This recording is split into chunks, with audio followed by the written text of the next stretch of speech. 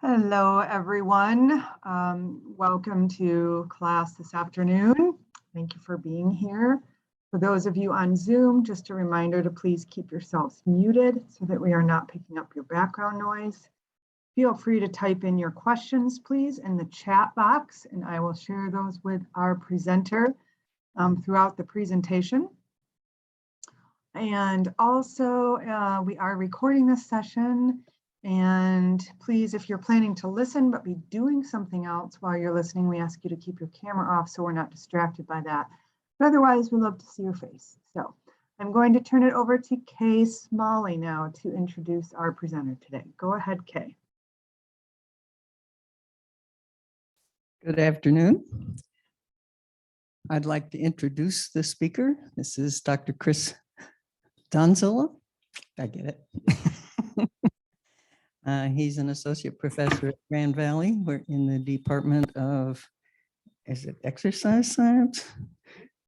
And he teaches courses in various types of exercise.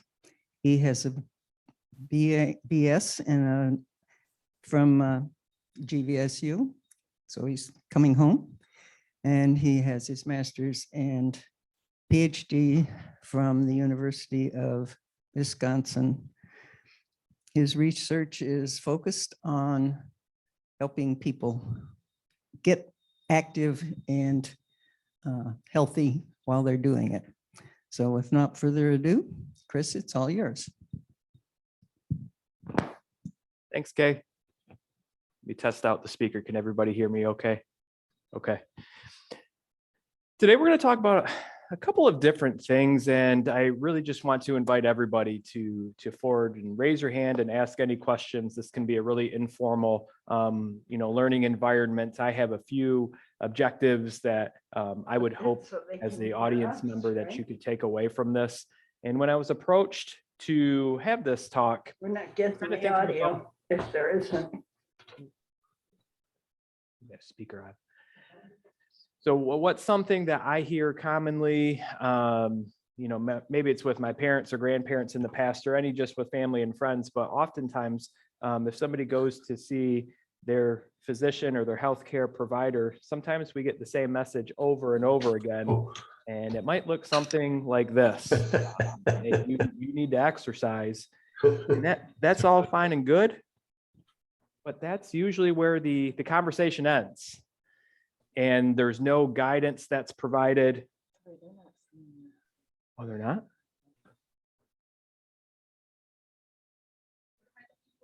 You want to give me a thumbs up when you see. Want to turn it up a little bit, please? Can you mute John and Mary Buttrey? Do you know how to do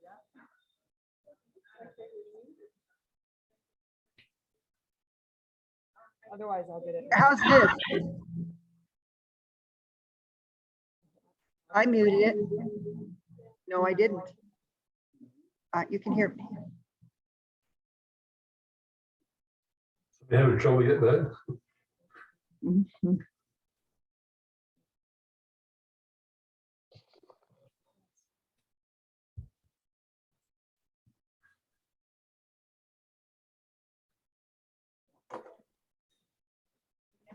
PowerPoint? Oh, over here? Yeah, sorry. You didn't tell me. Okay, troubleshooting out of the way. I think we're good to go. If we pick this back up, perhaps, you've maybe been in a similar situation where you were told, or it almost seems lecturing at a certain point in time, that you need to be doing this, you need to be exercising more. And you're okay, sounds good. Well, what should I be doing? We'll see you in 6 months. And okay, that doesn't help me in the slightest to try to figure out this treatment method of what I'm supposed to be doing. And that's really kind of what I wanted to pick up with today and kind of discuss with you all, is what does that phrase really mean? You need to exercise. We know, and this has been long shown in the scientific community, that exercise and physical activity is beneficial for you. It's even called, it's the them take a pill of exercise. It's medicine for you. And therefore you see the graphic on the right-hand side of the screen that says, oh, here's all these different exercise pills of, going to a gym, going for a run. There are more initiatives that are going on right now called Exercise as Medicine. You can see that. That's from the governing body of this big activity organization called the American College of Sports Medicine.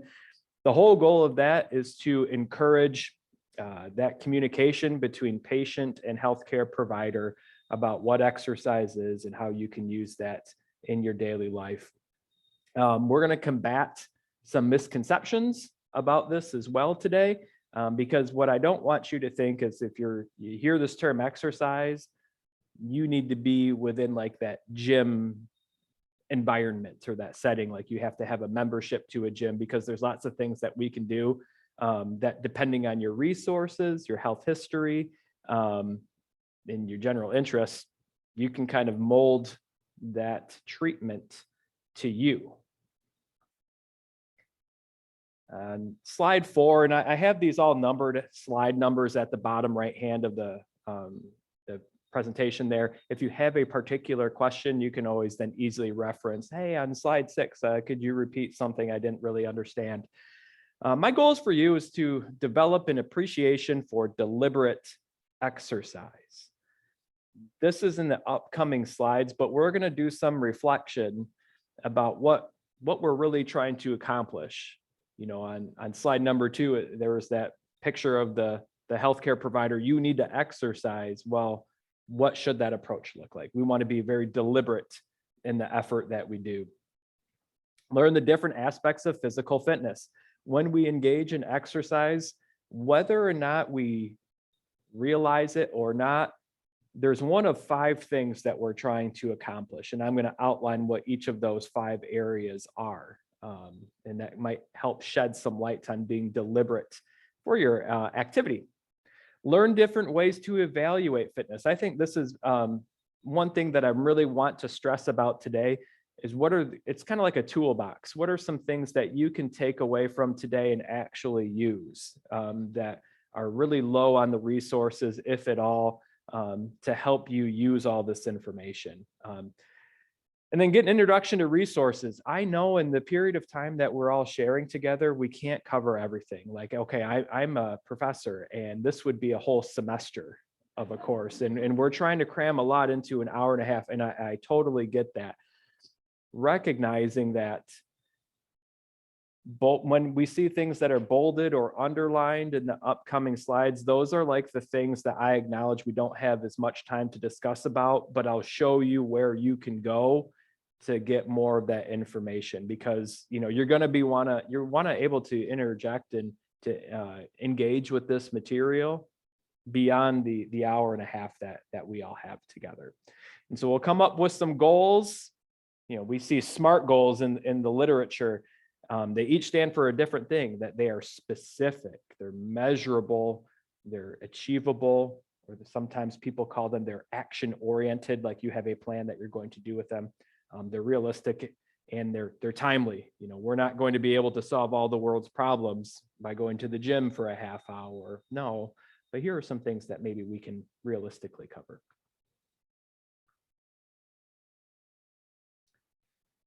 Okay, really this deliberate effort is the exposure or the treatment and an outcome. If you go to the doctor and they say you have high blood pressure, you have hypertension, they might prescribe you a beta blocker or a calcium channel inhibitor, something like that, that is the treatment to help lower that blood pressure. The treatment in this instance is exercise, but we're using that exercise to have a deliberate outcome. And this is where we have those 5 different aspects of your physical fitness.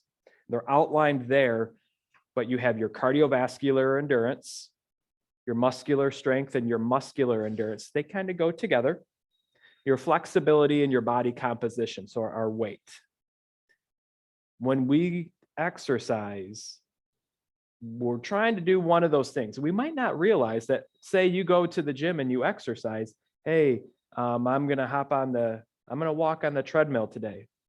And you're just doing it, or you're on the elliptical and you're moving your arms and your legs. What are you really trying to do? You're really trying to work on your cardiovascular endurance. You don't really know that because no one explicitly told you, but that's what you're trying to do. If you're on weightlifting machines, you're trying to manipulate your muscular strength and your muscular endurance. And so we're going to walk through, if you really think about a sequence for these upcoming slides, we introduce each of these aspects of your physical fitness. What's a tool that you can use to self-assess how you rate in that area, and then how you might go about developing a plan. Because if you had your information in each of these 5 areas, you could, if you think about this logically, you could say, hey, I'm doing really well in my cardiovascular endurance and my flexibility is really good and I'm in pretty good shape. My body composition is looking well, but I'm very weak. My skeletal muscles are very weak.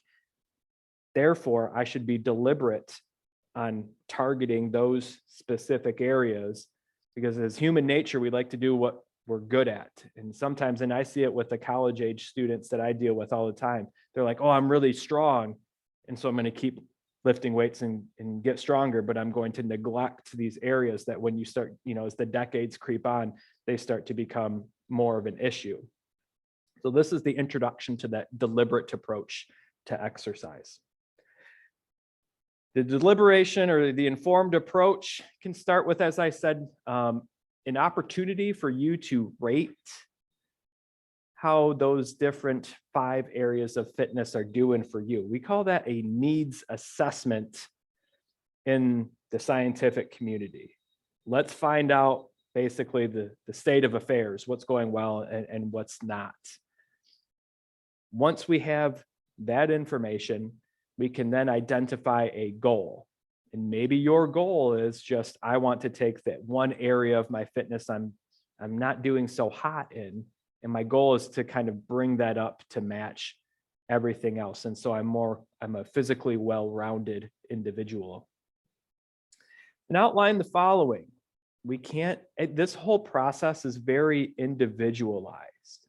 What works for me isn't going to work for you, which isn't going to work for the person sitting next to you, because we all have different health history, injury histories, considerations, resources, interests. The list goes on. And we want to try to make a plan that acknowledges all of that. So we make a plan. Hopefully we stick with it. But even if you write it down on a piece of paper, that's a good first step, but that doesn't mean anything unless we actually take action. Like, we actually have to do it, okay? Simply having something is not going to do anything. So we make a treatment plan. Now, I put a lot of information on this slide, and it's a lot to digest. That's why I put my brain hurts. My brain hurts too much nowadays, okay? This is why the informed approach is helpful, because if the doc says to you, you need to exercise, you don't know, 1, what to do, or 2, really what you're trying to influence. And I have on the far left-hand side, you can see that there's a list of different health variables.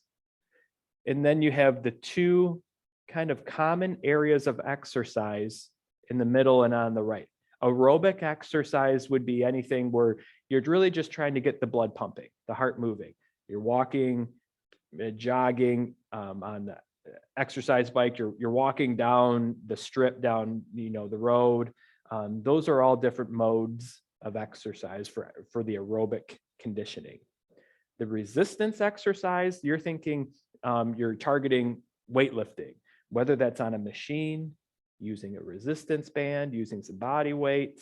But those would be the 2 common areas. And you can see that there's different levels of benefit depending on what mode of exercise you're doing. Question? It is a combination. All of these, it's very difficult to separate or partition to say you are only doing aerobic versus only resistance training, but primarily swimming would be a little bit more of the aerobic conditioning exercise. If you think about it, if you're down and you're lifting weights and you're in the gym, your heart is still getting a workout by helping to pump blood and nutrients to your muscles. Really good question. Thank you. But I think about this. So a couple years ago, my dad was seeing, his physician for some heart issues, and, hey, you need to exercise. And that was the conversation that they had. Well, if no one had spoken to him and he just walked into the gym with my mother and they were using like the resistance machines, by definition, I was exercising. I was doing what you told me to do, but in all actuality, you're having minimal benefit on what you were actually trying to improve, which was, the hypertension in the cardiovascular system. So the things that really don't have a whole lot of benefit, I mean, it's still good to do everything, but you can see if you want to improve your cardiovascular endurance, if you're lifting weights down in the bottom right, really not going to impact that. If you want to, again, your blood pressure, this is the good cholesterol, the HDL. They're like the snow plows that help, plow all the snow off the side of the road. Really don't see a whole lot of benefit there. And therefore, this goes back to that term that I had bolded on a previous slide that said, what's your needs assessment? Like, what is it that maybe you had a physical with your healthcare provider and they said, hey, everything's looking pretty good, but maybe your cholesterol is creeping up or your blood pressure is getting a little bit higher. There's your needs assessment. You are targeting, here's the thing that I need to do. And you told me I need to exercise. Well, okay. Now I can get a little bit better understanding of what's more bang for my buck. What's the return on the investment? That's really kind of what we're getting at. So we'll kind of walk through some of these variables as they're associated with your physical fitness. We begin with the first, and this is probably one of the more important areas of your overall fitness, and this is your cardiovascular endurance. We know that heart disease is the leading cause of death here in America. And your cardiovascular endurance is a very, very strong predictor of your overall health, but then also how long are we going to live, our longevity. And then maybe more important than how long are we going to live, but the quality of years associated with longevity. So we want to have those long years at the end of our lifespan that are still good quality of life.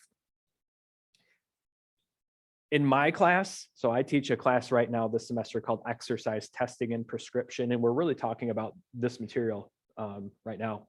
It's called VO2.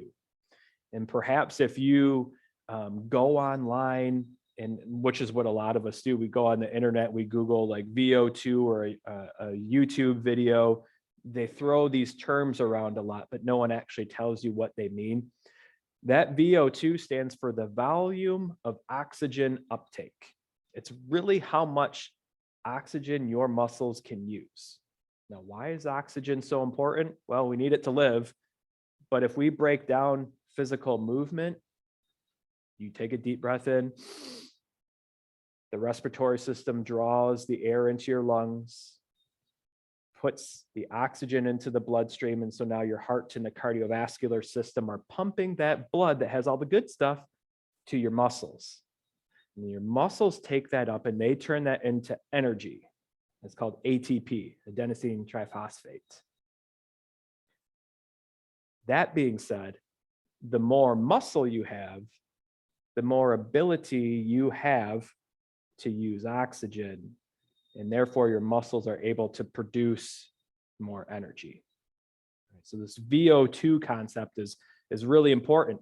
If it's hard for you to walk on a treadmill at 3 miles an hour, your muscles are working in your legs and they're trying to draw in the oxygen so that they can create energy to keep your legs moving.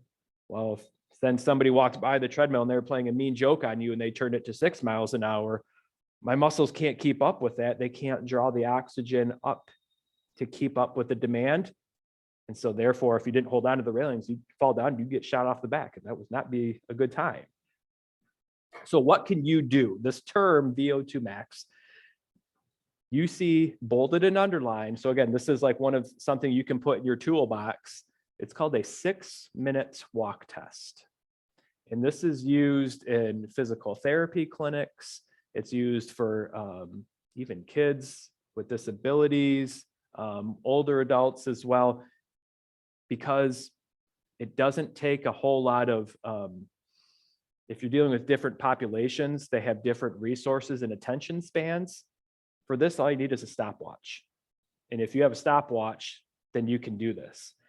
So if you were to go on Google and you typed in 6-minute walk test, and I was even doing this quick in my car before I got in here, you start getting really good resources.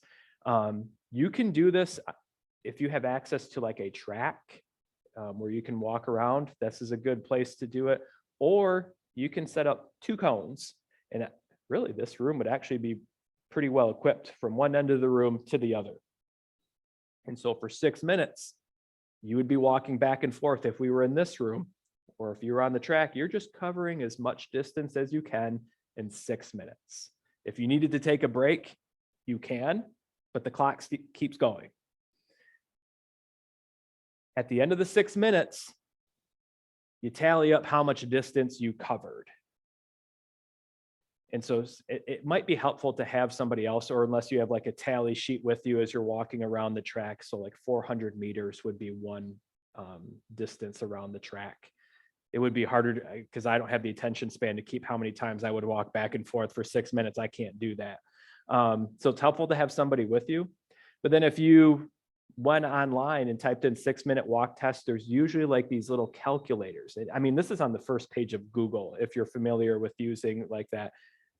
You type in 6-minute walk test, even 6-minute walk test interpretation, it's going to pull up those little calculators where you say, I covered this amount of distance, here's my age, and then it spits out what your VO2 is. But even still, if you did that and you get this value, you have no idea what it means. It's not really helpful for you.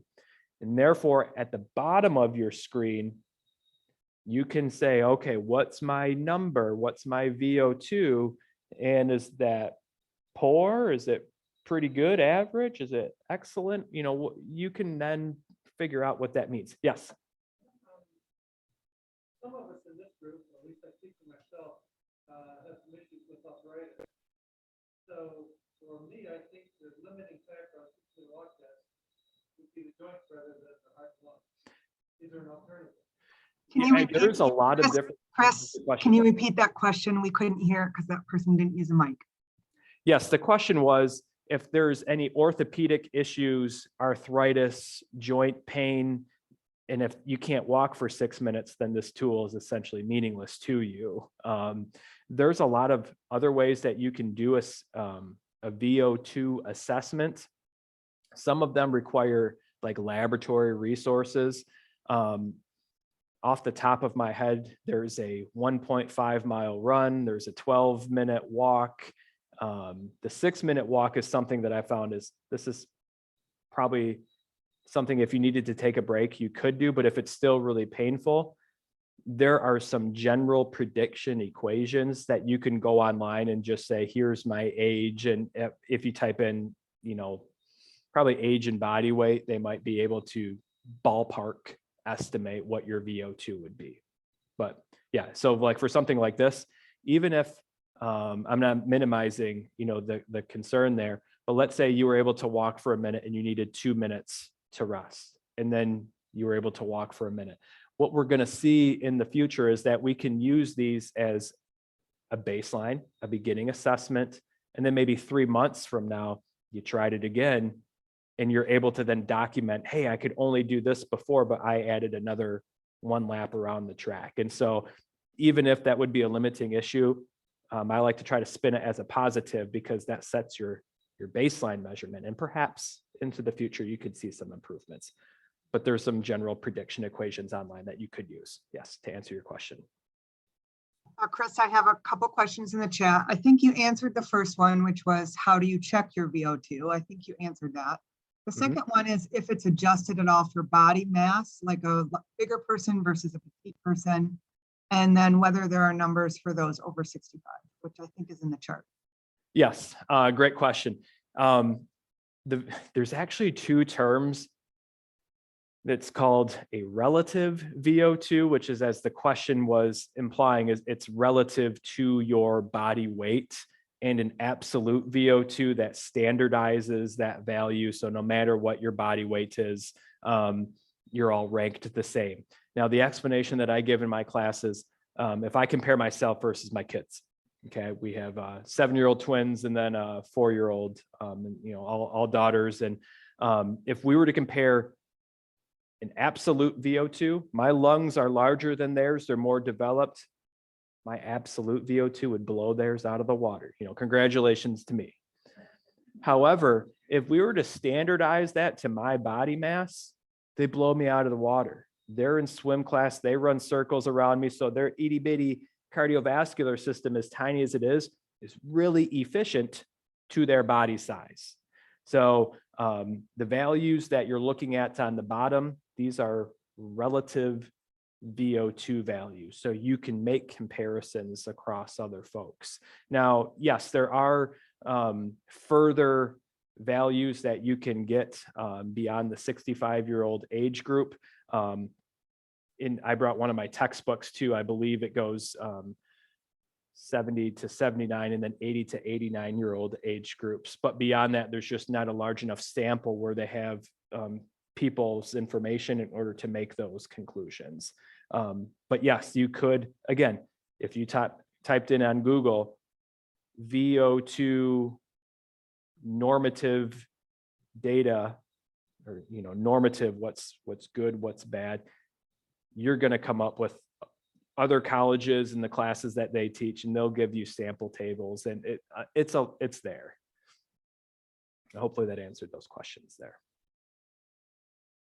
But yeah, you get these numbers and it's all fine and good, but you're like, okay, what does this mean for me? So what you could do, let's say, for example, you did the 6-minute walk test.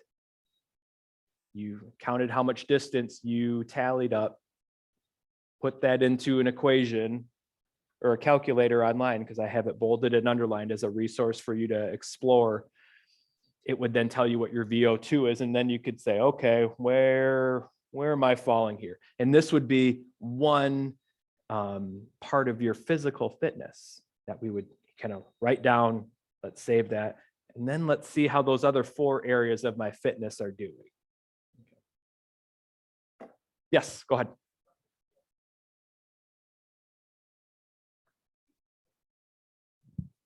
So if you're 70, let's say, and you are, and you have, what can I say? And you have another number that correlates with the 40 to 44-year-old, could you say, wow? Go you. Yeah? Oh, Yeah. okay. Absolutely. And that's kind of a good benchmark I try to use for myself, is whatever my physical fitness is, I try to make sure I'm on par with somebody 10 years younger than I am. So, right, if let's say yours was at 30 and you look, okay, what are they doing in the 40? Oh, what's average for them? Man, I'm doing really good. So that's encouraging news. And so that's how you can now compare decades of individuals. So yes, that's a really good point. Now, what are the recommendations? How much should we be doing? Now, when I say recommendations, please recognize that these are, the hidden word is the minimum recommendations. Not, hey, I accomplished all this activity by Thursday, only 4 days into the week. Can I just sit down now for the rest of the week like I did what you told me to do?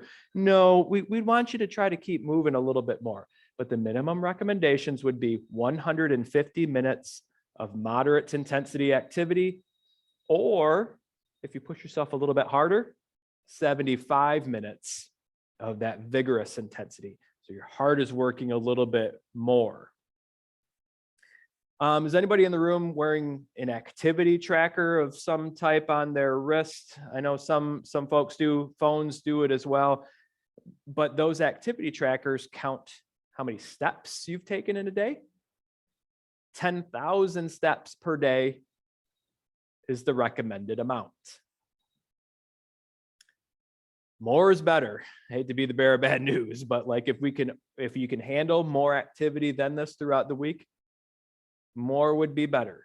And I know having an activity tracker is an added resource, and some of them are really expensive, but I'll tell you, You can probably pick one up for $5 and it'll do just the same as something that costs 200. It's just more bells and whistles and technology that you probably don't need. So if you're trying to build your cardiovascular endurance, and we spoke about that, that really means your VO2. How do you do that? Incorporate as many large muscle groups as you can and as you're capable of doing. Exert yourself at higher intensities. If we had two, and we have individuals on two sides of the room, and I know the virtual audience can't see this, but let's say half of you got 10,000 steps per day. You know, good for you. You hit the recommendations. And then the other side of the room, you only had 7,500 steps per day. But part of that 7,500 steps was a high intensity or a vigorous exercise session. That side of the room is actually going to get more improvements in their VO2 compared to the person who engaged in more activity, but it was at a low intensity. And so there are two different components to it. And that's one thing that those activity trackers might not pick up on. Well, did that 100 steps you took, was that walking, running, skipping? Did you put it on the dog's leash and it just kind of ran around the room? Like, you know, it doesn't really tell you that. But one thing I will say, because I do put in a couple of these slides about this notion of intensity, and that shouldn't be something that is that gets people nervous, because intensity, I put down at the bottom, it's a relative term. What's easy for you is difficult for somebody else. And I'll give you some strategies of how to interpret the intensity. If I really wanted to put you to sleep, I would bring the drawing board out here and I would get my calculator out and we would start calculating target heart rates and things like that. But generally speaking, a tool to interpret whether are you doing a moderate intensity versus a vigorous is if say you're walking and you can feel your heart rate, it's up a little bit, but you can still complete full sentences, maybe with the person who's walking with you, that's likely a moderate intensity.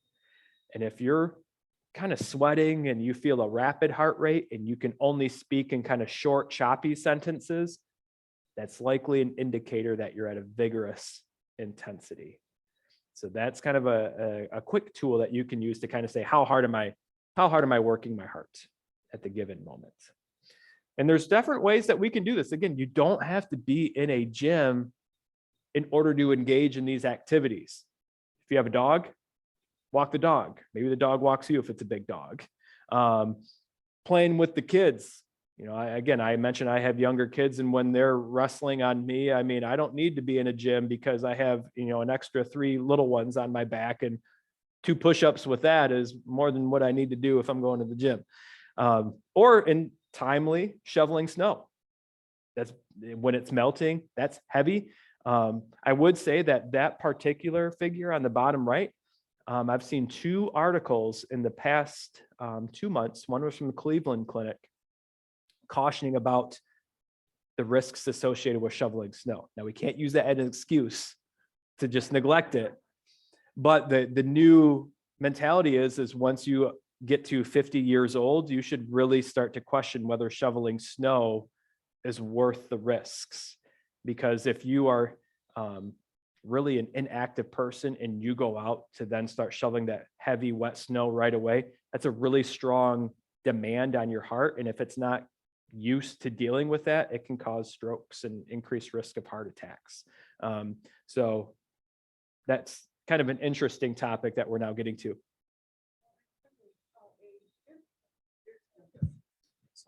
Sorry.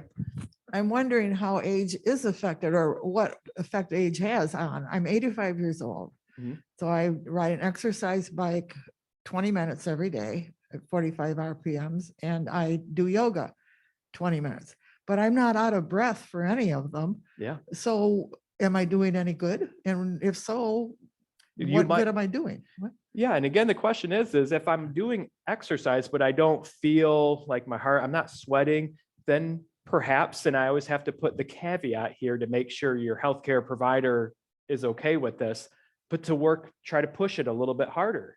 on the bike, rather than doing maybe the same resistance setting or the same little program on it. If you say, hey, I'm going to do a level 8 setting today instead of a level 7 setting that I normally do, you're going to be pushing yourself a little bit harder, and those small changes add up. But yes, age is just a number. Just because, you know, people age doesn't necessarily mean you have to follow that aging deterioration, is that they call it.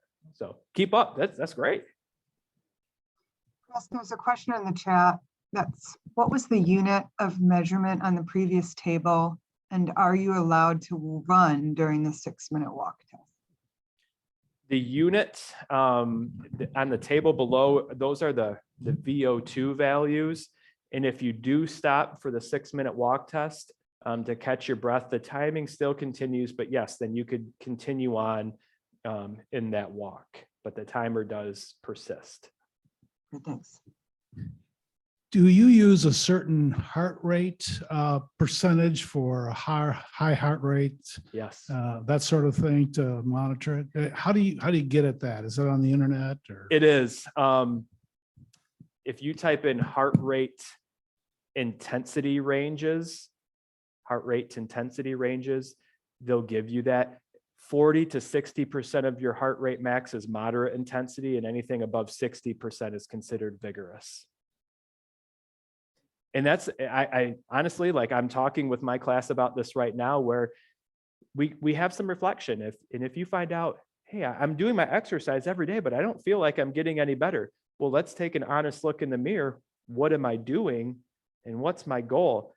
We don't want to keep spinning our tires doing the same thing if it's not going to be helping us anymore. Just like I tell my students in studying, don't tell me you spent 3 hours studying because I know you were on your phone and the TV was on and you were yakking with your roommates. You really weren't having good quality time.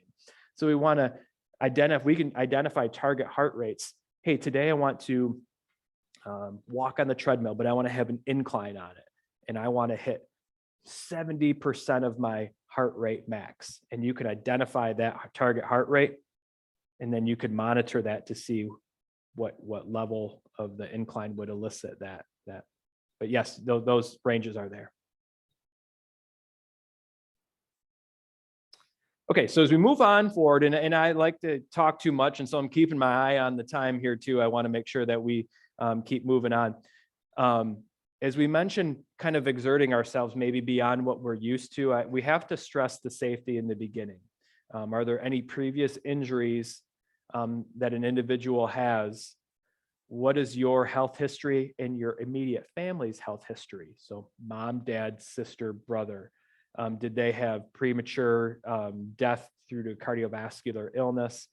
We always want to consult with a medical provider, especially as you start to do a new behavior that you're maybe not used to. You know, we just mentioned the shoveling snow example. If you're not typically used to that, is that a risk? We do have to consider that as a risk. So we want to acknowledge some of the things that have been going on. That second term is progression.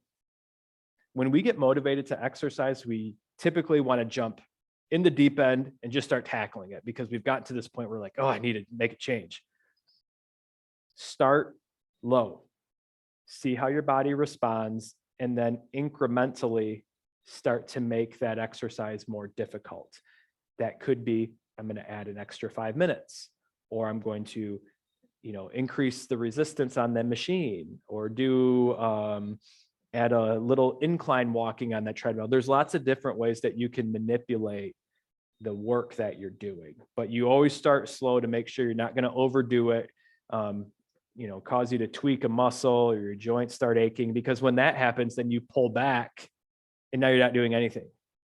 So doing a little bit is always better than nothing.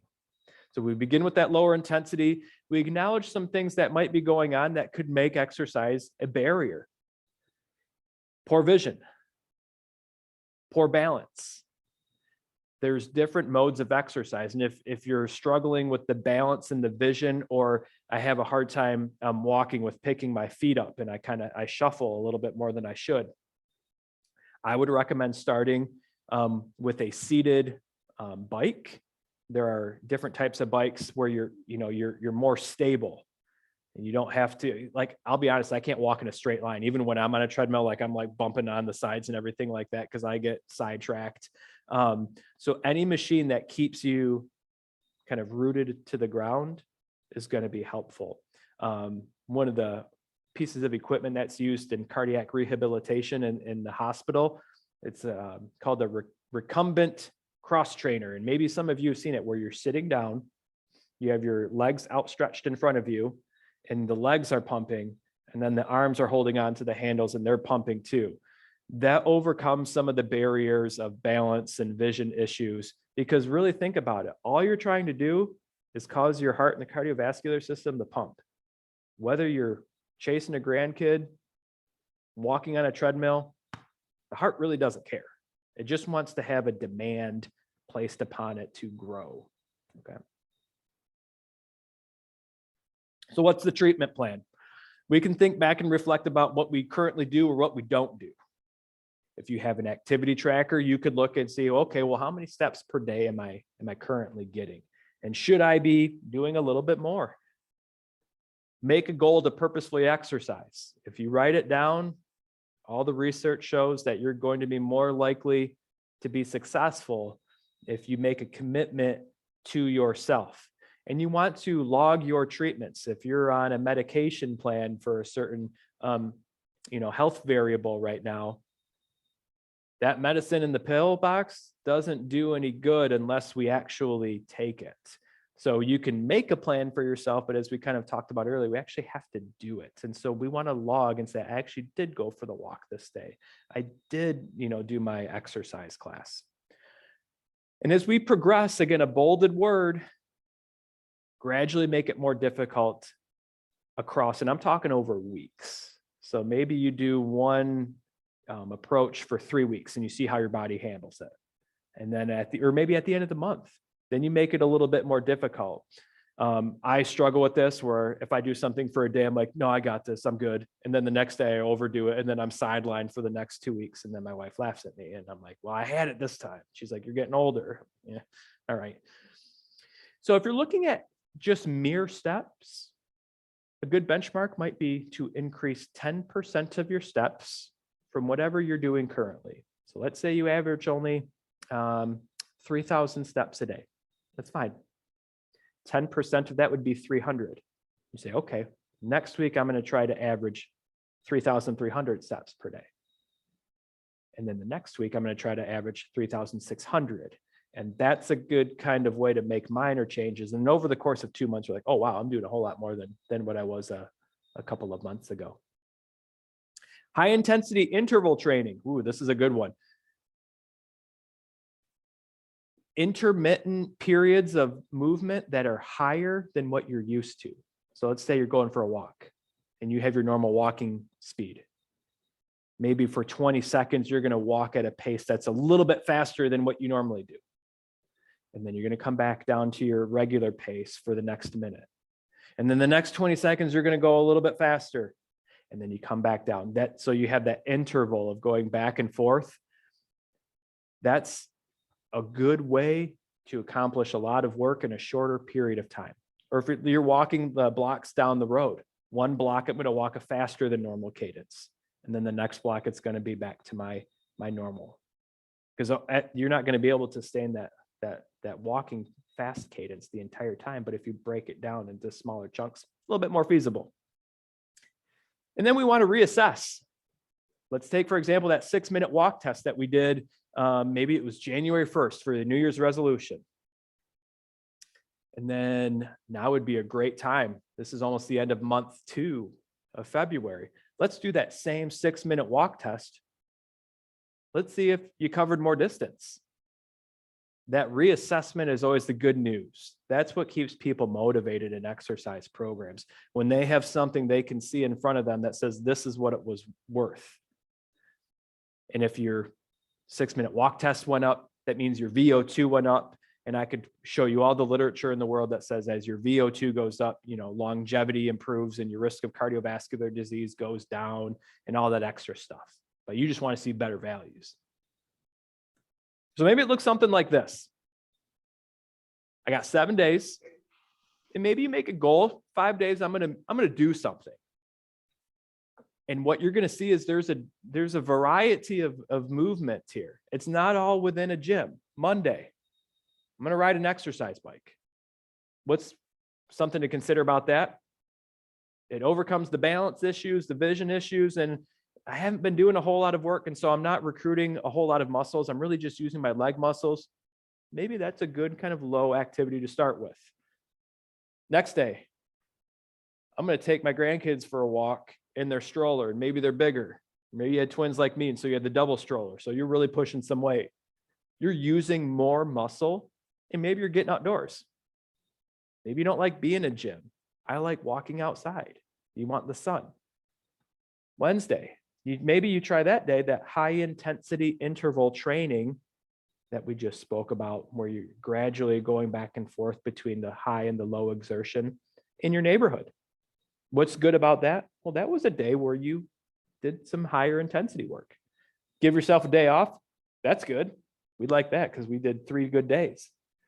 Friday, playing tag with the grandkids or hide and seek. Really? That's high intensity interval training where you have a burst of high activity.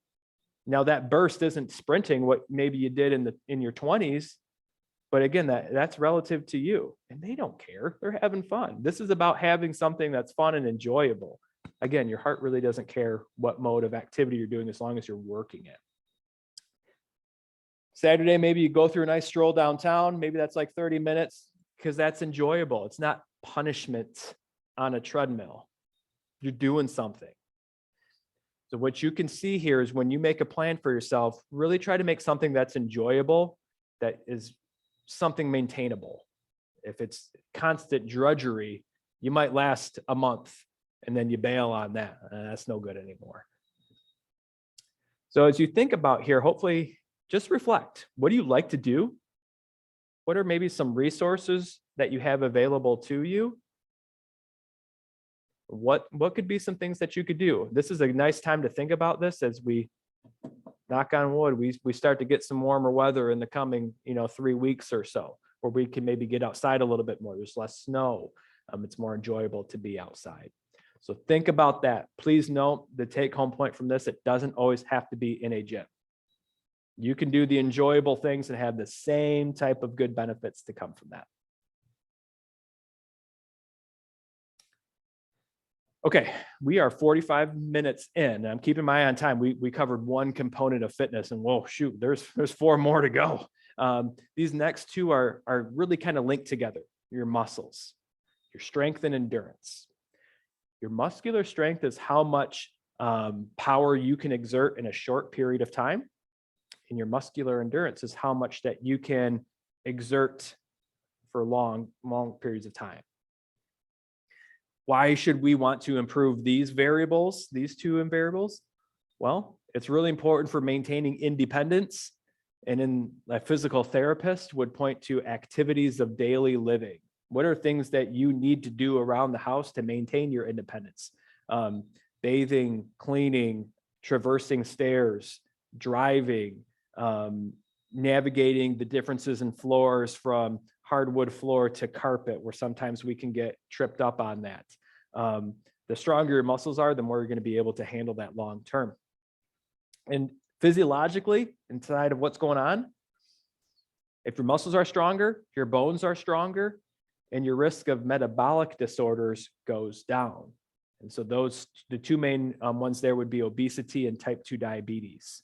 So if you have stronger muscles, your risk of bad outcomes with that goes down. And if you think about this, if we relate to the last 15 minutes or so of our conversation, if your muscles are stronger, you could make your exercise to influence the cardiovascular system, your VO2, more effective. If my leg muscles are stronger, I can walk a little bit faster to then improve my cardiovascular endurance a little bit more. So they are tied together. It kind of goes to your question about is swimming, is it cardiovascular work or is it resistance work? But just to kind of emphasize that, this is one of my favorite figures to talk about. It just gives a projection for individuals in 2 different groups, those who exercise regularly and those who don't. And those who exercise regularly, when they're in their probably their young 20s, mid 20s, you see the highest peak muscle mass. And then if they keep exercising, there's a much more gradual decline in their muscular strength, as opposed to the folks who maybe weren't doing anything. And maybe in your young 20s, you didn't see a whole lot of difference between those two groups. In college, we joke about how there's the roommate who can eat 2 pizzas a day and they never gain a pound. And then the one person who looks at a pizza and they gain, 10 pounds. So there's not a lot of difference between what people do. However, as we get older, that's much more noticeable. And the whole goal is to say, if we're in this category of non-exercising, if we adopt exercise, it really kind of levels off that decline. And no matter what age we're at, we can reap those benefits. So it's never too late to start, starting something new, even if for the past 30 years, you've never done anything before. So how do you assess this? There's a number of different ways. Again, for the cardiovascular endurance, we talked about in our toolbox, the 6-minute walk test. There's no singular measurement to hit this for your muscular strength and endurance. Rather, you have kind of a collective number of things that you can look at for your upper body and your lower body. So here's our kind of our baseline values that we can put in. The chair stand, that's for your lower body endurance. Again, these are bolded, so we can always, hop on Google and type that term in and it'll give us resources. That's where you're sitting in a chair just like as you are right now, and you have your arms crossed your chest, and you see how many times you can stand up and then sit down in 30 seconds. That's lower extremity muscular endurance. If you have more endurance, you're going to be able to do more of those transitions. And that's what's really important when we're at home. We want to be able to do those things and not think about, did I have to be on a resistance machine for this or not?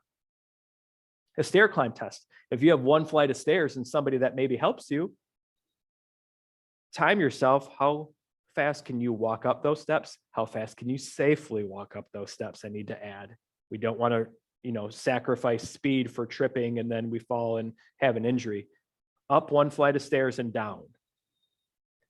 That's just for your lower body. It's kind of a mix of strength and endurance there. So again, timer is all you can do. You log that value in and you see how maybe 2 months from now, if you've been doing good work, if that changed at all. For your upper body, there's a hand grip dynamometer. It's a hand grip strength tool. I was going to bring one in, but I was using it for class the other day. And you just squeeze it as hard as you can for 2 seconds and that's it. A physical therapist would likely use this because it's a measurement of your overall upper body strength. And so we say, hey, how does your hand grip strength look like? Well, if we don't have one of those tools, that doesn't really help us. We could lean on a push-up test and see how many push-ups in 2 minutes. But for a person who says, I can't do 1 push-up, why do I have to worry about 2 minutes? Because I can't even do that. So maybe that's not the best tool. Again, we try to realize, we reflect on ourselves and be like, hey, maybe not this one. And therefore, I have an asterisk next to it, but for using equipment in a gym. So let's say you sit down on a piece of equipment that's a chest press machine where you push something out in front of you. You could use that machine to say, what is the highest setting that I can put it at and do 1 repetition. It's called your 1 repetition max. The danger with that is that if you have never been doing exercise and doing that motion, you might get some more muscle soreness than what you're used to. And so you really want to have somebody there that's kind of helping you, because otherwise, if you get it out to here and you're like, I can't safely, and so you drop it and then it comes smacks you on the chest, and we don't want that. There's a 6 repetition max that you could do, or say, hey, I'm not going to put it at that really heavy setting that I can only do 1, but I'm going to see what's the highest setting that I can do and do 6 of them, because that's a lower weight. There's less injury risk with that. And maybe you say that was that setting, I don't know, 4, whatever that means. And you said I could do 6 repetitions at the 4 resistance level on January 1st. And now as we approach the end of February, now you could do 10 repetitions at that same resistance level. So you're able to document to yourself, I'm getting benefit from all the investment that I've been doing. So we just want to make sure that we log those in. I believe that these top 2 are more feasible for all of us to do on our own, for our lower body, you know, the chair rise test and the flight of stairs, because all we need is a stopwatch and then we can do that. Yeah.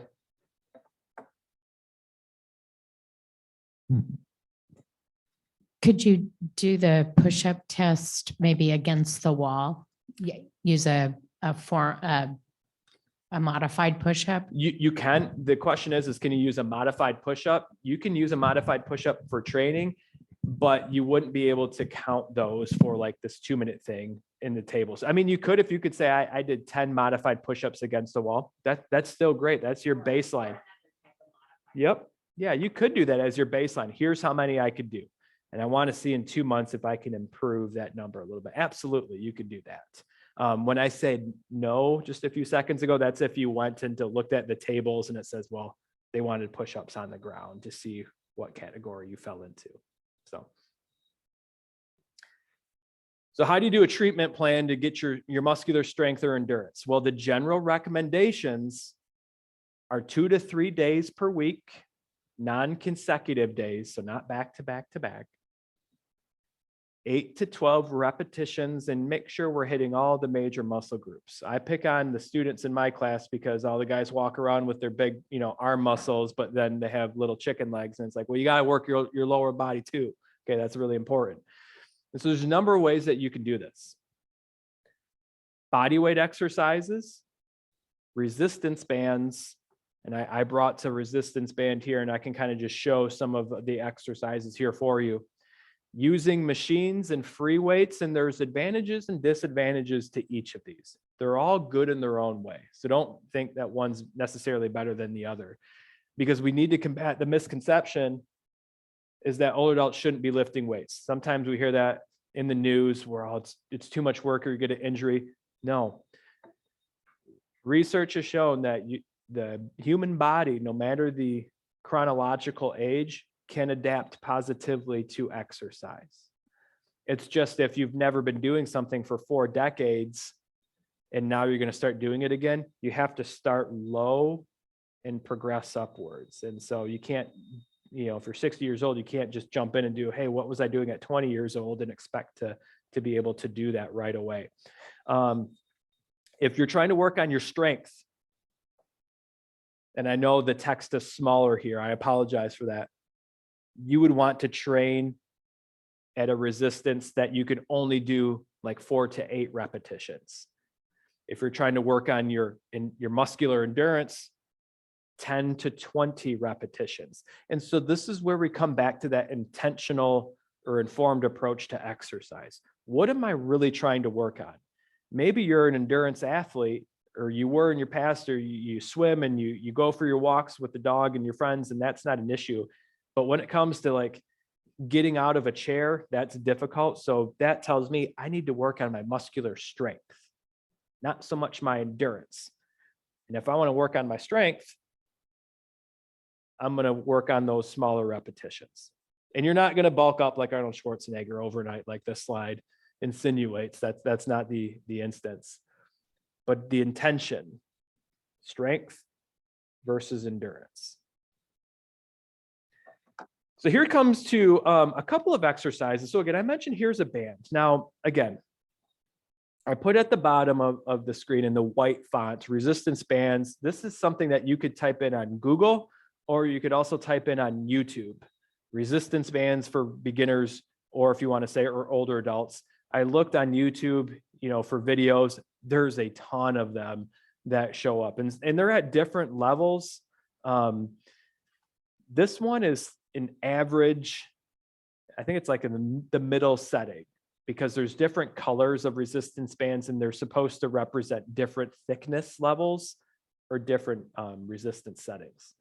But I'm going to demonstrate just a few of these to show you that if this costs $1 or $2 maybe, you can simulate some of the same exercises that the gym has, but now you don't have to drive. You don't have to walk there.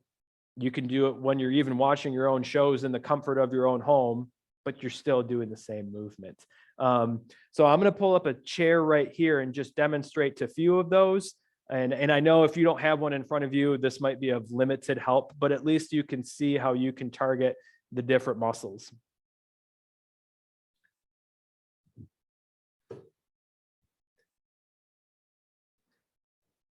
Do you see me okay?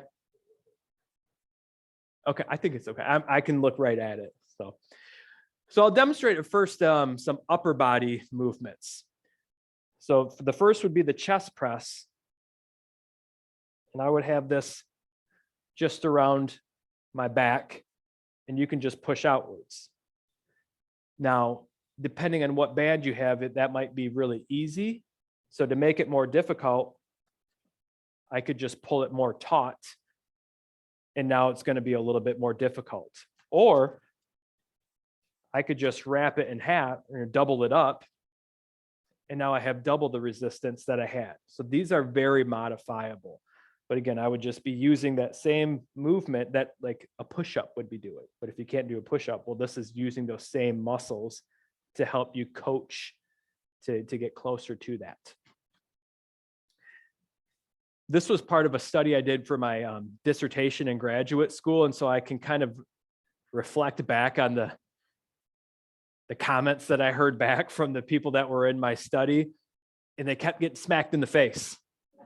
So we don't want to get hit in the face. And so it just takes a while to learn how to do this. And again, with the YouTube videos that I was looking at, they do a good job breaking down. And there's no wrong or right one. But if I want to work my back muscles, I can kind of just lasso that around my feet. And now I'm going to pull towards the back. It's right here. I'm also more keen on these because, so I have a torn labrum right now in 2 places in my shoulder, and I met with the surgeon, and he gave me a piece of paper that had different exercises. I go, I came here to get a piece of paper when the internet gives me how many more better pieces of information. I was a little upset about that. But so this is a simple movement.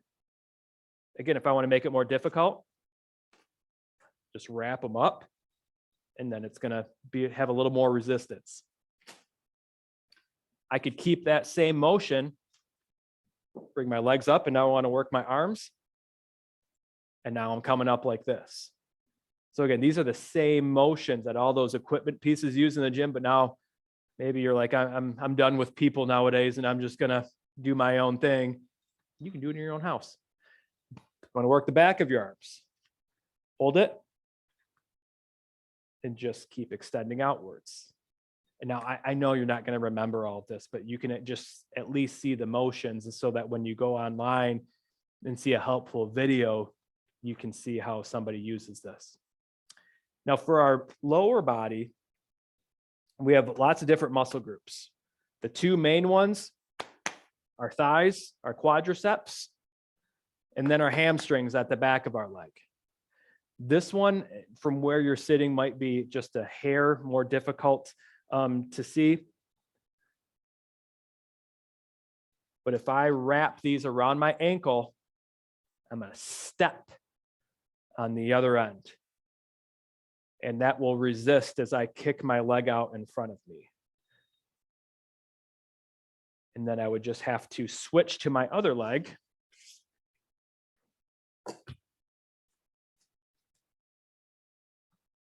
And again, extend out. If you wanted to, pardon me, my mic fell. If you wanted to work on your hamstrings, same motion.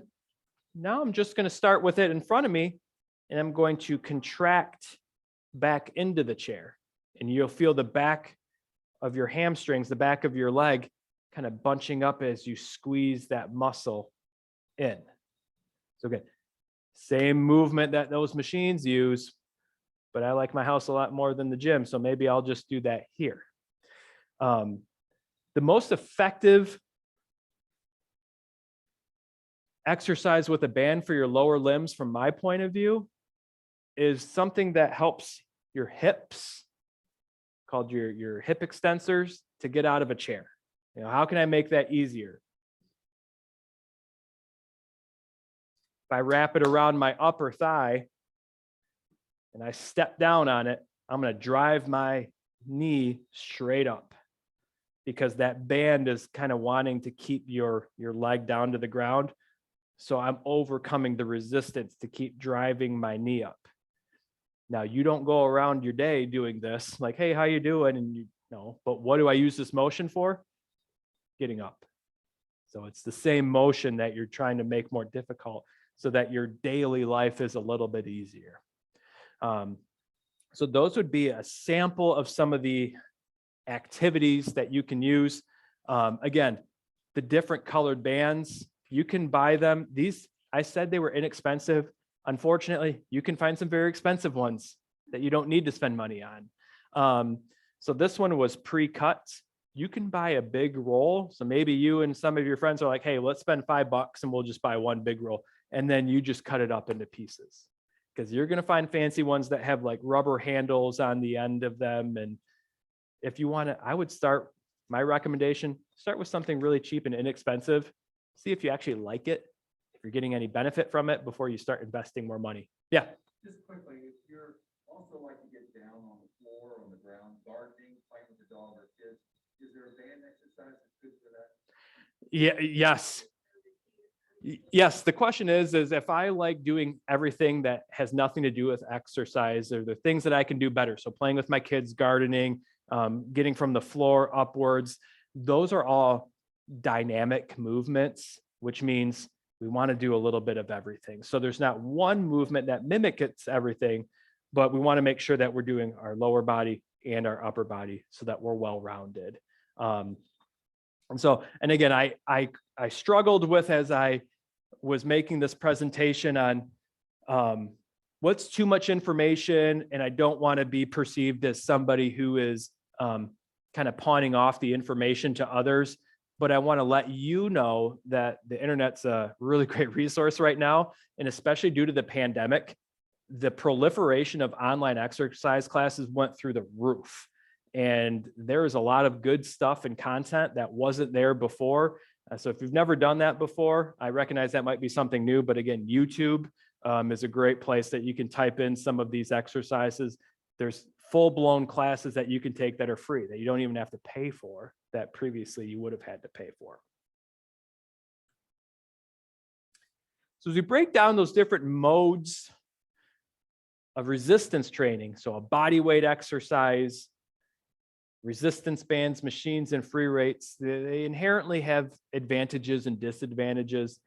The advantage of like doing a body weight, so if I'm doing a push-up against a wall, or a body weight squat, or I'm marching in place, driving my knees up. The main advantage, I needed no equipment for that. It was free. I could do it anywhere. Big pro.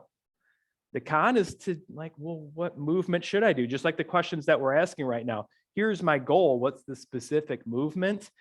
That's where like most people fork out hundreds of dollars to pay for these personal trainers.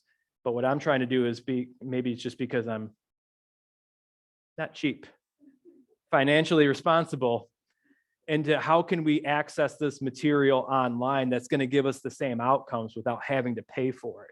Because the information is there. We just need to know what question to ask. Like typing in, what is a good resistance band exercise for my legs? You type that in. And then here's the whole list that's been given to you, whether it's on that YouTube website or Google, tells you. So we just want to make sure that you do the proper form.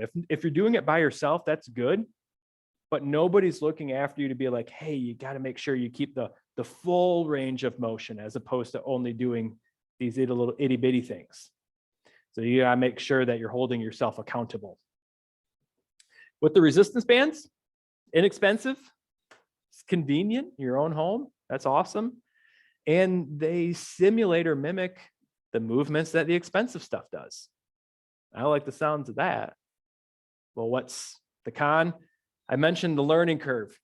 We don't want to get slapped in the face. You don't want to have that injury where now, oh gosh, I have this thing wrapped around my back, but now I can't get it back off my back. So, there's a learning curve with it.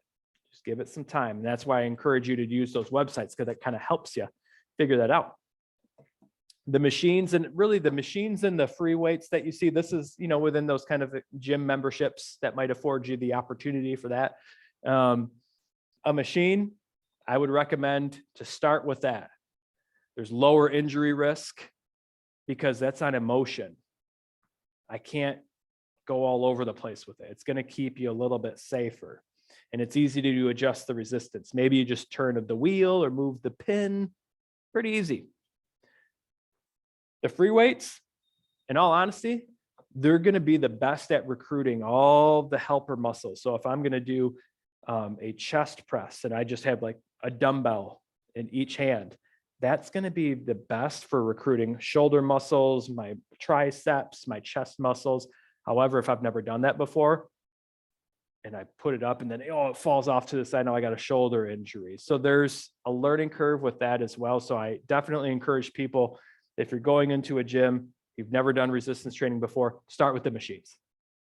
Gradually, with the guidance of another person, you can try some of those other free weights, the things that just stick in your hand. You can do this, honestly, within your own home. Cans of soup, big cans of soup. What's the difference? Okay, you can use those movements. So again, try searching on the web, bodyweight exercises or resistance band exercises for older adults. Lots of videos. It's all there for you. Okay, I'm keeping my eye on the time. Got to keep myself moving. We are down to our last two components of our fitness, and we have our flexibility and balance, and they go hand in hand.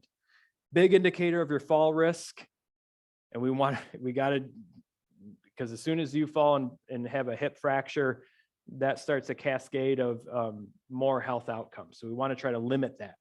So we should be stretching 2 to 3 days per week, different stretches for different muscles, and hold them for about 20 to 30 seconds. What stretches should I do? Again, in the sake of time, I have to default to saying, go online or a book or a friend, stretches for my shoulders. What are stretches for my hips? You have to kind of be creative in that regard. But here's your toolbox for how do I know whether my balance is good or not? It's called the 4-stage balance test. It's a progression of foot placements, and it's supposed to start with the easier placements. And the time limit you want to try to get to is 10 seconds. And if you can pass the 10 seconds, then you move to the next level where your foot placement makes the balance a little bit more difficult. And there's ultimately 4 stages here. Now, my recommendation, if you're trying this, don't have your body placement as it is in the figure. My recommendation is to do this against a wall where I'm not touching the wall, but if I lose my balance, I can just put my shoulder into the wall, as opposed to in the middle of the room. If you lose your balance, there's nothing to catch you. So always do it right next to a wall so you could just kind of dip your shoulder into it so you don't fall. Easy enough. But it begins with your feet side by side. Let's put them together. If you can hold it for 10 seconds, good job. Move to the next one. It's called a semi-tandem, where one of your feet is at the toes are at the halfway points of the other one. Can you hold that for 10 seconds? If you can do that, one's in front fully of the other one. Can you hold that for 10 seconds? And then 1 foot. Can you do 1 foot for 10? Or some people even try to make it really difficult. 1 foot, eyes closed. Yeah, and they're like, okay, that's why I say we do it against the wall. But how you could record this or score yourself? Did you get 10 seconds on all of these? Did you get 10 seconds here or 8 seconds here? Now, in my experience with doing this, you got to keep yourself honest. If you really did lose your balance and kind of you put your shoulder into the wall and you were at stage 2, hey, you lasted 6 seconds at stage 2. That's your baseline. Because when I would do this test with community members, they would be like, no, that didn't count. Like, I'm good. Like, I know I'm good. And I'm like, I hear you. Like, but like, let's score it as we see it. And that's your baseline. And you're going to be really impressed with your values as you know, you keep working out, and 2 months from now, you're doing better. That's a very simple thing. Yes, please. Yes, you can. The question is this a good training program? You absolutely can use this to train your balance. So it can be your assessment tool, but then you can also try to work these different fleet placements, and you can help working on your balance. Again, you're training all your small muscles in your lower limbs to keep firing, to keep your body upright. There's a couple other flexibility assessments. Again, this is kind of more maybe what a physical therapist might do as an assessment, but if you have a ruler, you can still use this. So I just saved you 3 years of graduate school, and okay, here's the same thing. I'm not a physical therapist, but I can easily access the information. A seated sit and reach is commonly used, where you have one foot outstretched in front of you. And if you can touch your toe, that would be like a score of a 0. And if there was a negative, this would mean like there was 6.5 inches distance between your fingertips and your toes. So it would be ideal to have a positive number, meaning you were able to reach beyond your toes. Okay. But there's different kind of, you know, categories. Again, if we get information, and again, you could easily pull this up on Google yourself. Chair, because I had it bolded, chair, sit, and reach, you know, normal scores. Honestly, these websites tell you how to do this on your own. It sounds cheesy, but maybe you and a friend do this, I don't know, on your free time. You're like, hey, let's figure out what our flexibility is. They're inexpensive. The back scratch is for your upper body. So we want to see upper body versus lower body flexibility. And I'm going to be terrible at this because my shoulders are shot right now. I shouldn't be like this, but you have one arm behind you, one overhead. If you could touch your fingers together, that would be like a score of 0. And if you were able to reach beyond them, yeah, I know, like that's a pipe dream. Yeah. That would be like a positive, like +2 inches. I have a 2-inch overlap. That would be a +2 inches. This would be like a -2 inches. Where can mine? They can be like pretzels. I don't even know how they do the things that they do. Like, I mean, mine. Again, my shoulders with torn labrums. Like, honestly, like putting a shirt on right now is difficult. So I gotta work on that myself. Again, I have to do an honest reflection of what I'm doing. If I'm a teacher, you know, I have to kind of do it myself.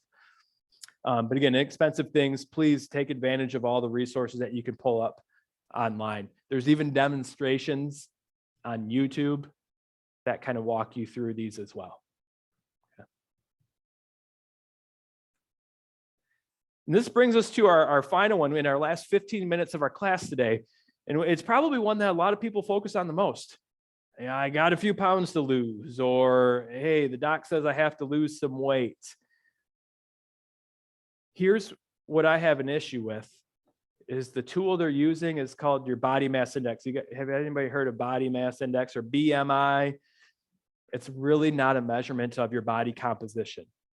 Your body composition is a measurement of how much fat weight you have proportional to your total body weight. But there's a lot of other things in our body beyond just fat. We have our muscles, we have our bones, there's water weight, there's our vital organs inside that, you know, has weight. If you want to calculate what your BMI is, I've tried to give you some conversions here. Take your weight in pounds divisible by 2.2. Multiply your height in inches by 0.0254. And that will give you your height in inches. If your BMI is above 30, that is indicative of obesity. However, if I pulled up a list of NFL athletes or competitive bodybuilders, every single one of them are listed as obese. They are not. They're humongous and they have 0% body fat. When you have high muscle mass, that causes your BMI score to go up. And so you might be put into a category that you're like, well, I'm pretty lean, but my BMI says I'm obese. You're not. And that's a criticism of using that tool. But when I say that to my classes, that turns into the excuse. Well, I got too much muscle, so that's why my BMI was too high. Well, no, let's pump the brakes a little bit. But it is used whenever you hear on the news, 2/3 of Americans are overweight or obese, or X number of people, they're referencing body mass index. Okay, it's not the best tool because it really doesn't tell me of my mass, what's muscle and what's fat. Yes.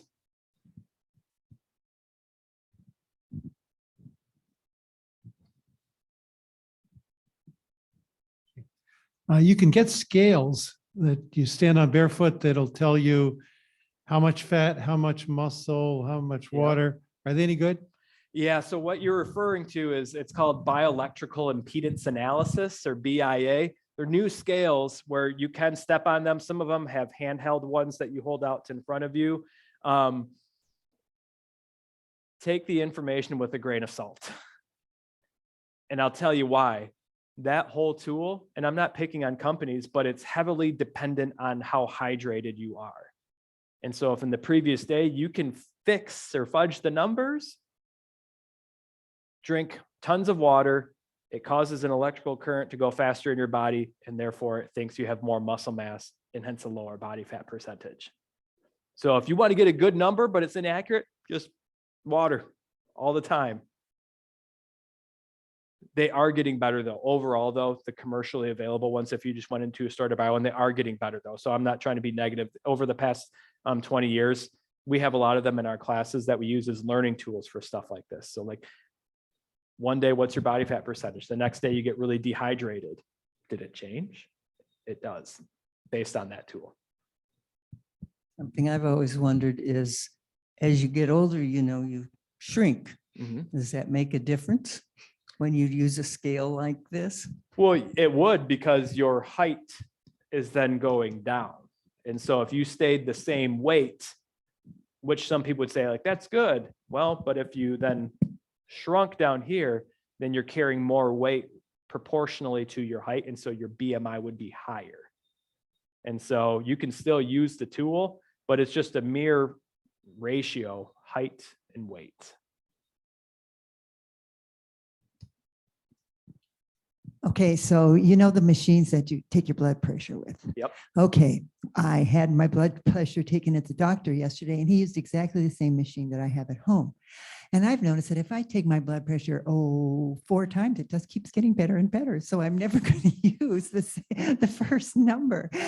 Why does it change like that? Even though I haven't changed position, I haven't done anything. That's a great question. So the question is with your blood pressure, and like the more you take it, you see it give more favorable responses. We would refer to that as white coat syndrome, which is where you go into the doctor's office and you're a little anxious about somebody judging you and the information that they're going to give you.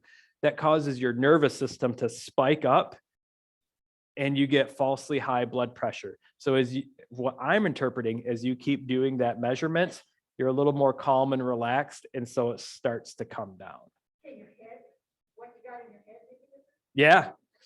But I use this as a learning tool with my students to kind of bring it back to that, because being a college student is a cocktail for stressors. Food insecurity. I want my future to look okay. I haven't slept. My boyfriend broke up. Whatever it is, it's all these things that get you stressed up, and so you have chronically high heart rates and blood pressures. And if we remove some of those influences, and then they had the double espresso, coming into class. And so all those things are calling those measurements to be, elevated falsely. It's not a true representation. So the more that I would say, as you take those more measurements, you're getting a truer information as you get more comfortable. My instructions with my blood pressure machine says to sit still for 15 minutes. My instructions with my blood pressure machine say to sit still for 15 minutes before I take my blood pressure. You're supposed to. Which is torture. It is. Because it wants you to be calm. It's the same point as you are calm. I think back to when I was going with my wife when she was pregnant with the twins to the checkups, and they would walk up a flight of stairs. They're doing the weight measurement, holding her arm off to the side. And it's like literally checking off all these things that you should not do. And in my head, I'm like, well, if you say my wife has pregnancy induced hypertension, I'm gonna tell you don't know how to do your job. And we'll see how that sits. But consider the alternatives. Well, now you need to be on a medication. You need to be on bed rest when it just really came down to doing your job the right way. So luckily I didn't have to come to that, but I was armed. Oh yeah, for sure. Could you address arthritis and what would be helpful for arthritic knees and hips? Yep. Question, anything good for arthritis? Non-weight bearing activity. So I would put at the top of the list anything that you can do from a seated position. And so that could be a bike. It could be that recumbent trainer where you have the arms going and the legs out in front of you. It could even be some gyms it's just an arm ergometer where you sit down and you kind of had like a biking motion just for your upper extremities. Swimming, water aerobics, those are going to be the best things for the arthritis. Yes. I wish I could tell you the super secret, but I don't have one. I'm sorry. If I did, I would have retired.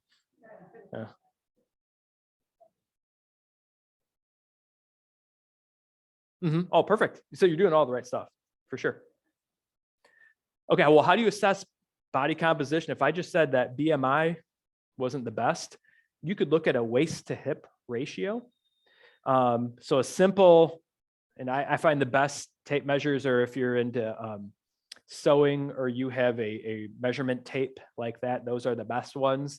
And you can take a ratio, your waist, if you feel where your lowest rib is, that's actually your waist measurement. It's not where you wear your pants. So it's right here. And your hip measurement is the largest part of your butt. And so you can take a measurement of what is the circumference of the waist versus the hip. And then you can get a waist to hip ratio. Again, a simple Google search of waist to hip ratio does a nice job of explaining this. But what it's trying to get at is, are you carrying more circumference or weight up here? And as you carry more weight up here, that's more linked with cardiovascular and metabolic disease. And if that ratio is lower, that means you carry more weight lower than your chest, which isn't as bad for your health. Has anybody ever had a bone scan before? I have. That's this big fancy word. Dual energy X-ray absorptiometry, or DEXA scan. This would be the best measurement of body composition. What's the caveat to this? Money or a referral. You have to go to the hospital or certain clinics for it. But I'll tell you, this gives you the most precise information about your percent body fat. It tells you how much muscle mass you have. It tells you the density of your bones. And you get, fancy pictures like this of your body and interpretation charts. And it's really cool. But it costs money. And I don't know what it currently costs with insurance. My wife works for Priority. I could probably dig that out. But when I was in graduate school, we had this in our lab and we would charge people $100. And so if they knew they had to get one, we would say, come to us, just charge $100. That was way easier than going to the hospital and dealing with insurance and all that. I saw you all shaking your heads. I think I don't know if it's because we're old or what, but every couple of years it comes with your mammogram, you get a bone scan. And I don't think it costs I don't see the cost. Okay. Hey. So it's bone density. Yeah. For the bone density, yeah.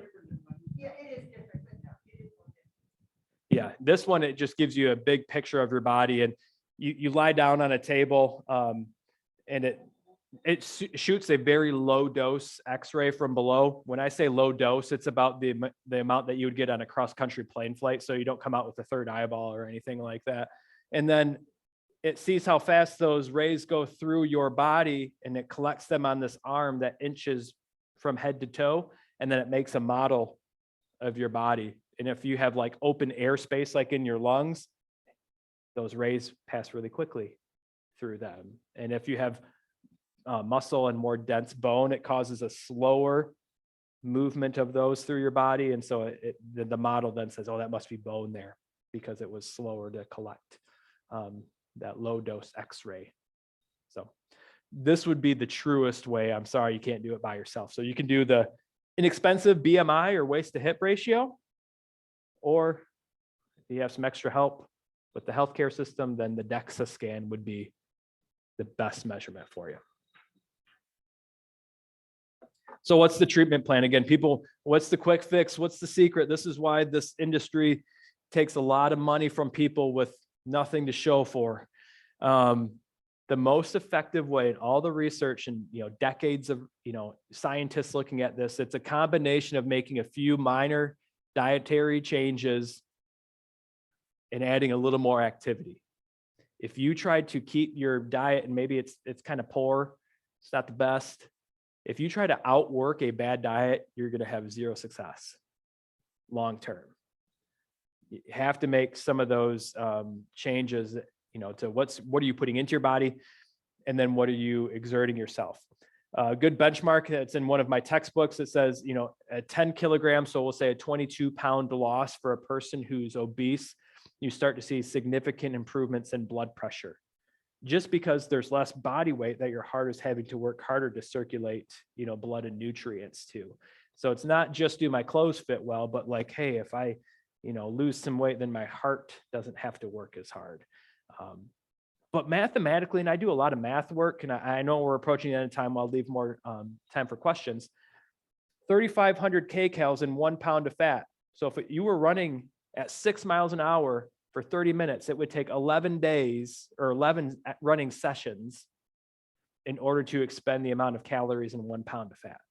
And then some people, they go and they work out and then they go to the buffet after that. I'm like, what are you doing? You just negated everything that you worked hard to do. So it's energy. It's beverages too. I pulled this graphic up. Hey, quarter of a large pizza, that's about 45 minutes of running. A soda, that's 15 minutes of running. There's a public health initiative in the UK where on their vending machines, they put how much you needed to move in order to burn off.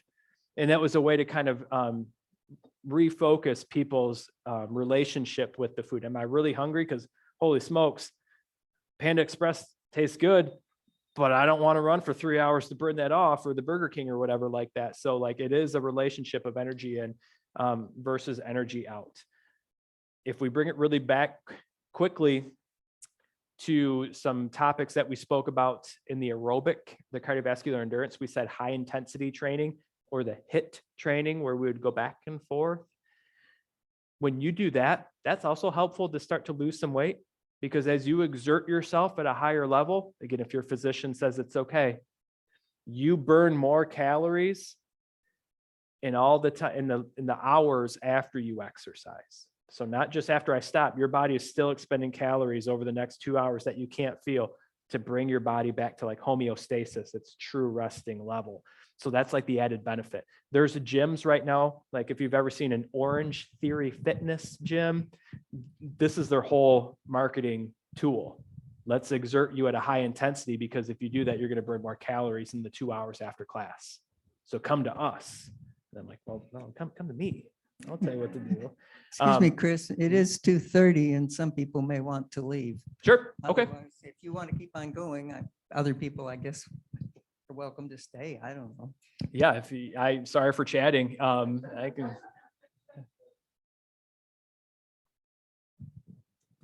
What has your research or your experience has shown in terms of the role that fasting or intermittent fasting can play as another Right. element to look at your overall weight control? Yeah, great. And the intermittent fasting, that's, I would say in the last 5 years has garnered a lot of attention. So an intermittent fasting would say, if I have 24 hours in a given day, I'm going to have a fasting period. And that includes sleep time.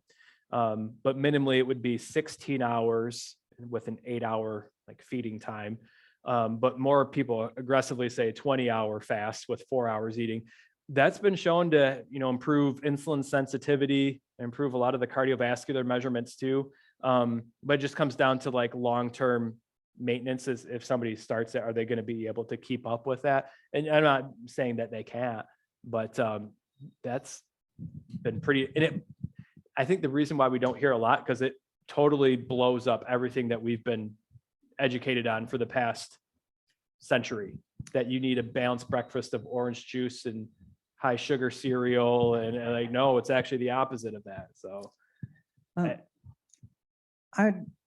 would you make your slides available if somebody wants to get them from you? yeah, I can save and send it That's- over, and, Well, it may be that and they can distribute it for sure. Kim could probably do it if any of you want them. I noticed a lot of you are taking notes, and if the slides, you have to see them on a computer, but if you want to get that, maybe we could do that. Yeah, I'll do that. Yeah, for sure. So we have just our closing thought. I know we don't like to invest in, sometimes it's hard, but if we don't make time for wellness, we're forced to make time for our illness. So I just saw that, I think 2 days ago, and I was like, oh, this is perfect. And then as I was nursing my shoulder, and I was like, they got me again. Like, I practice what you preach, I suppose. Well, thanks for your attention. I know we kind of went over a few minutes here, but I'll make sure that everybody can access the material. But again, it's just having a deliberate approach. Hopefully you learned, hey, here are some tools that I can use to kind of see how my physical fitness is doing, so that we can kind of better invest our time in certain activities to get the most return on that investment. So Thanks very much, Chris. thank you. Thank you. Great, thank you. And yes, I will make sure I get slides to everyone that was registered. Thank you. Have a great day, everyone.